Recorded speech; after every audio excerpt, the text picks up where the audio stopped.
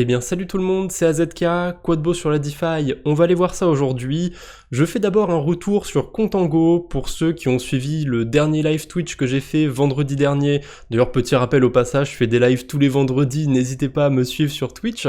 J'avais déposé du coup dans ce live un peu de stablecoin sur Contango, sur une stratégie avec de l'USDC et de l'USDC bridgé sur Zone Finance.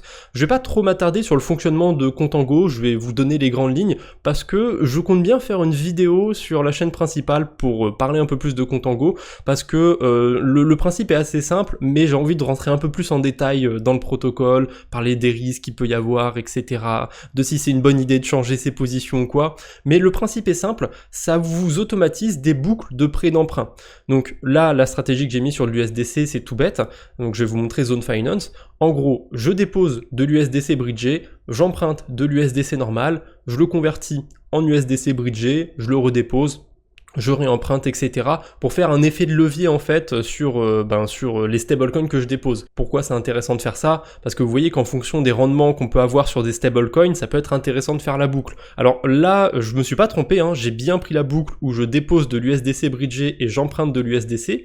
Donc vous doutez bien que si je dépose un stable à 15% et que j'en emprunte un à 30%, la stratégie elle est pas terrible, même si j'ai des intérêts bonus par-dessus. Donc oui, ma stratégie elle a des intérêts négatifs. Mais vous vous doutez bien que je l'ai pas ouverte quand les rendements étaient négatifs. C'est forcément qu'avant c'était inversé et c'était plus intéressant de déposer de l'USDC bridgé, blablabla. Bon, c'est des choses qui peuvent arriver, le marché est volatile, donc oui, à un instant T, on peut voir des rendements comme ça de 100% annualisés sur des stables ou quoi que ce soit, ça peut même durer quelques jours, mais attention, ces pools de liquidités sont très volatiles et les rendements ils peuvent s'inverser et vous pouvez avoir 100% d'intérêt positif, mais croyez-moi que ça peut aussi s'inverser dans l'autre sens. Donc c'est des positions sur lesquelles il va falloir faire attention quand même, il va falloir surveiller un petit peu, mais je pense que vous avez compris le principe. C'est en gros vous augmentez votre exposition au stablecoin sur un protocole de prêt d'emprunt en faisant une boucle. Ça peut être sympa aussi quand on a des intérêts bonus pour venir faire un levier sur ces intérêts bonus. Par exemple sur la stratégie avec le DAI et l'USDC, on a 65% d'intérêts bonus en Zone Finance. Pareil, Zone Finance, on pourrait en reparler un petit peu, il y a eu un hack du côté du protocole, le token s'est fait défoncer, donc est-ce que farmer du token c'est une bonne idée parce qu'il pourrait se réapprécier, ou alors est-ce que le protocole va aller à zéro et il faut éviter de farmer le token?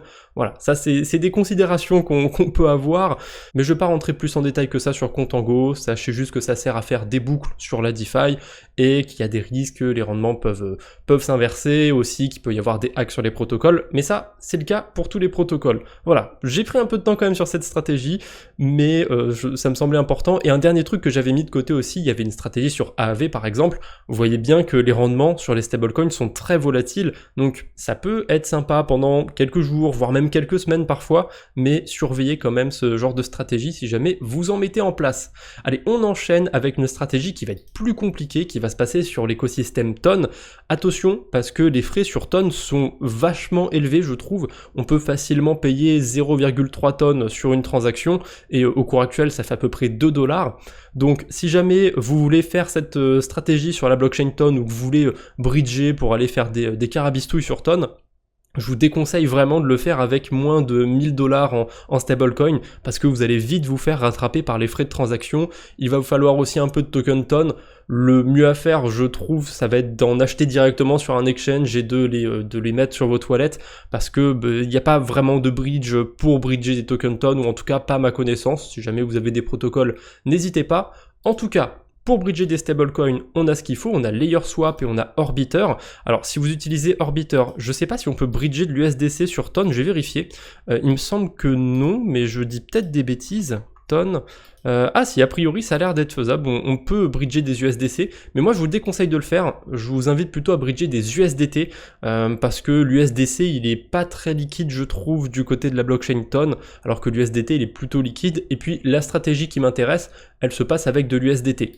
Pour ce qui est de LayerSwap, de toute façon, vous n'avez pas le choix. Admettons que je veuille bridger des USDC depuis Arbitrum vers la blockchain Ton, je vais forcément recevoir des USDT. Alors a priori, on peut aussi recevoir du Ton, j'ai pas fait attention, ouais non, c'est que depuis Ethereum, donc non, là ça va pas être faisable, le but c'est justement d'éviter de passer par le mainnet pour réduire les frais de transaction. Donc voilà, si je bridge 1000 USDC par exemple, il va y avoir un petit peu de frais, je vais recevoir 996 USDT. On a la fonction aussi refuel sur LayerSwap, ça va permettre de récupérer un peu de tonnes, mais ce sera pas suffisant, 0,3 tonnes. Donc au pire, vous faites 2 fois le bridge, mais je suis pas sûr que ce soit très intéressant en termes de frais, parce que là, si je bridge 1000 USDC, j'ai 4 USDC de frais, et si j'en bridge 2000, j'ai toujours 4 USDC de frais. Donc en fait, vous allez vous taper 2 fois des frais. Je pense que le mieux, si vous voulez faire un peu de DeFi sur Ton, ça va être d'acheter du Ton du coup sur un exchange. Il n'y a pas moyen de moduler ça, on aura forcément 0,3 tonnes, donc voilà. LayerSwap c'est bien, ça permet de bridger les stablecoins, d'avoir un peu de Ton, mais c'est pas suffisant malheureusement, je trouve ça un petit peu dommage. Donc là, pour l'instant, je vous ai montré comment bridger sur la blockchain Ton. A priori, vous pouvez avoir des USDT et des tonnes sur la blockchain. Maintenant, qu'est-ce qu'on fait? Il y a 2 stratégies qu'on va pouvoir mettre en place. La première, ça va être une stratégie à base de prêt et d'emprunt, et la deuxième, ça va être une stratégie à delta neutre. Je vais prendre mon temps pour vous montrer tout ça. Donc la stratégie à base de prêt et d'emprunt, c'est un truc assez classique, j'en ai parlé dans le dernier Quadbo sur la DeFi, moi c'est une stratégie que je fais assez régulièrement. Donc le principe, ça va être de déposer entre 70 et 80% de ces USDT. Ça va dépendre de votre risque, parce que plus vous allez déposer du USDT, et plus vous allez emprunter du Ton, du coup, et plus vous allez être proche de vous faire liquider. Voilà, vous avez un Hills Factor sur EVA Protocol et sur les protocoles de prêt et d'emprunt. Quand vous avez des positions comme ça, avec un stablecoin qui est déposé et une crypto volatile qui est empruntée, moi je vous déconseille très fortement de passer en dessous de 50% de Hills Factor. Sur AAV, c'est en dessous de 2 de Hills Factor. Voilà, je vous déconseille d'être en dessous de ces limites parce que suffit que le Ton il fasse un x2 et vous vous faites liquider, vous perdez les stablecoins que vous avez déposés. Bref, donc la stratégie, 70 à 80% des USDT que vous déposez, on va partir sur 80%, donc forcément il vous reste 20% des USDT, qu'est-ce qu'on va en faire? Eh ben on va emprunter l'équivalent de 20% restant en tonnes, donc vous allez voir sur CoinGecko par exemple, 200 USDT, ça fait combien de tonnes? Admettons que ça fasse, j'en sais rien moi, 30 tonnes, vous en empruntez un petit peu plus au cas où, on sait jamais avec les frais de transaction, vous en empruntez 31, comme ça vous êtes sûr d'être un peu large. Et ensuite, vous allez sur D-Dust, donc c'est un des principaux DEX sur la blockchain Ton, et en ce moment, la pool Ton USDT, elle paye pas mal, on est payé majoritairement en token Ton en plus, donc il y en a pour 2 mois encore de ces incentives, donc on a le temps, et là c'est tout bête, hein. On dépose les tonnes et les USDT sur la pool de liquidité, et voilà, la stratégie elle commence à tourner. Alors j'ai simulé du coup cette stratégie sur mon tableur pour voir le rendement que ça pourrait faire. Ça prend pas en compte les frais de transaction, donc pour que les frais de transaction soient assez négligeables, il faut rester quand même quelques temps sur cette stratégie, ou alors déposer beaucoup de crypto. Bon, ça c'est vous qui voyez, et c'est vous qui pouvez aussi éventuellement. Donc j'ai fait des estimations basses, par exemple là j'ai mis 10% de rendement sur les USDT qu'on dépose sur EVA Protocol. En ce moment, on est autour de 11% et en plus, on a des points par-dessus. Alors, les points sur les protocoles de prêt d'emprunt, les airdrops, pour moi, c'est pas très intéressant. C'est un petit bonus. Peut-être que ça donnera un équivalent de 5% d'intérêt annualisé, quelque chose comme ça, mais c'est un petit bonus, je le compte pas. Donc voilà, j'ai estimé que le SDT, c'était 10%. Je prends toujours un petit peu plus bas au cas où. Il y a toujours de la volatilité sur la DeFi. Le Ton, j'ai mis 3% à emprunter. Et la pool de liquidité, j'ai mis le rendement carrément à 85%, alors qu'on le voit ici, il est à 93%. Je préfère toujours prendre un peu plus bas pour me dire si jamais le rendement il diminue, avoir une estimation qui reste encore plutôt bonne. Donc, ça donne quoi cette stratégie au global? Au global, sur vos 1000 USDT, ça donnerait 41,4% d'intérêt, ce qui est pas trop mal honnêtement sur des stablecoins, mais si vous restez qu'une semaine par exemple, vous allez faire 8 dollars d'intérêt, donc un peu plus de 1 token Ton, mais vous allez claquer facile 1 Ton pour mettre en place et retirer la stratégie. Donc ouais, cette stratégie avec 1000 dollars, rester une semaine, c'est pas du tout intéressant, donc faudra considérer rester un petit peu de temps. Avec plus de 1000 dollars, ça commence à devenir intéressant à court terme. Voilà, vous faites ce que vous voulez. Il y a une autre façon par contre de faire cette stratégie sans passer par le protocole de prêt d'emprunt. Vous prenez vos stablecoins, il y en a une partie, disons 50 à 60%, que vous mettez sur la pool Ton USDT. donc il va falloir convertir la moitié des USDT en tonnes pour mettre sur la pool de liquidité, mais pas tous vos USDT. Comme ça, les USDT restants, vous les mettez sur Storm et vous allez shorter le token tonne. Parce qu'en gros, sur la pool de liquidité, vous allez avoir une exposition à la hausse sur le token tonne, et sur le protocole de trading, vous allez pouvoir shorter le token tonne. D'ailleurs, je dis des bêtises, c'est pas 50 à 60% des USDT qu'il faut mettre sur D-Dust, c'est 66%. Vous mettez 2 tiers de vos USDT ici et 1 tiers de short. Pourquoi 2 tiers, 1 tiers? Parce que sur la pool de liquidité ici, on a la moitié qui est exposée au token tonne. Donc c'est comme si on faisait un effet de levier x 0,5 sur le tonne, et du coup 2 tiers x 0,5, ça fait 1 tiers. Donc là, on a 1 tiers à la hausse, 1 tiers à la baisse, ça s'équilibre. Et éventuellement, sur Storm Trade, on a aussi une pool de liquidité avec l'USDT justement, qui paye pas mal depuis ce dernier mois. Ça veut pas dire que ça va continuer, mais c'est en fonction des traders sur le protocole. Plus ils sont mauvais, on va dire, et plus la pool génère de frais. Et là, depuis un mois, elle a généré 4%. Donc si on annualise le rendement, ça donne quand même un 50%. Juste sur des USDT, c'est pas mal. Mais ça, c'est à considérer que la performance va rester la même tous les prochains mois pendant une année. Est-ce que ça va arriver ou pas? Ça veut rien dire. Peut-être aussi que le prochain mois, il va être incroyable, la pool va faire 10%, ensuite il y a un mois où elle va faire moins 5%. Donc voilà, c'est compliqué ce genre de pool de liquidité. En général, il faut rester un petit peu de temps dessus pour avoir un rendement sympathique. Il faut qu'il y ait aussi de l'activité sur le protocole, voilà. Ça peut être une autre stratégie, éventuellement sur la blockchain Ton. En tout cas, faites bien attention parce qu'il y a 2 versions de l'USDT. Celle que vous allez récupérer sur LayerSwap, je l'ai testé, donc je suis sûr que c'est l'USDT normal.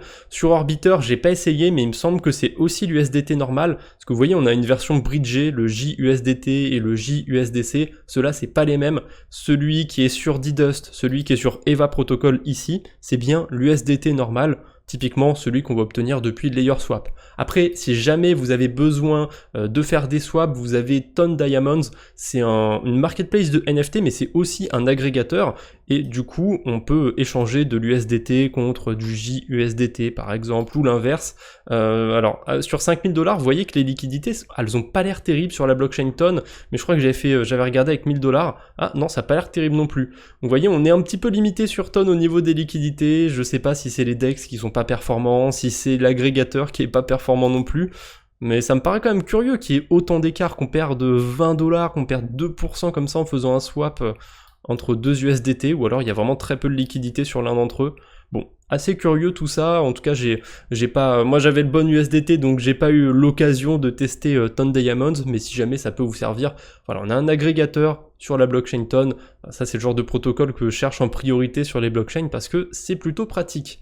Je fais un petit retour du coup sur Mod. J'avais fait une stratégie similaire à base de prêt d'emprunt, donc le même principe que sur EVA et sur D-Dust, sauf que j'avais utilisé d'autres protocoles évidemment. Et puis sur cette stratégie, j'ai pas mis des stablecoins, j'ai mis de l'Ether. Donc le principe est simple, je dépose une partie de mes Ethereum sur Ionic, j'en garde une autre partie qui ira sur la pool de Vélodrome et j'emprunte des tokens Mod pour aller avec mes Ethers sur Vélodrome. Le rendement, il était autour de 100%, 90% APR au moment où j'ai mis en place la stratégie.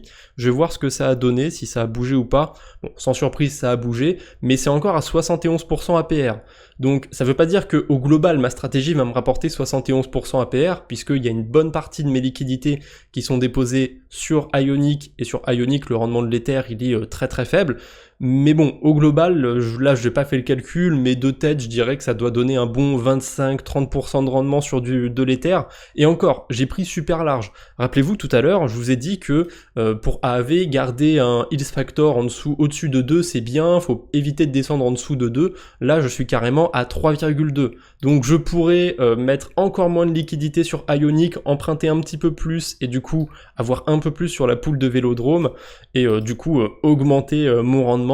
Mais je préfère faire attention sur la blockchain Mod parce que le token Mod, ouais, je sais pas, j'ai peur qu'il soit volatile, donc c'est pour ça que j'ai préféré être assez large sur cette position.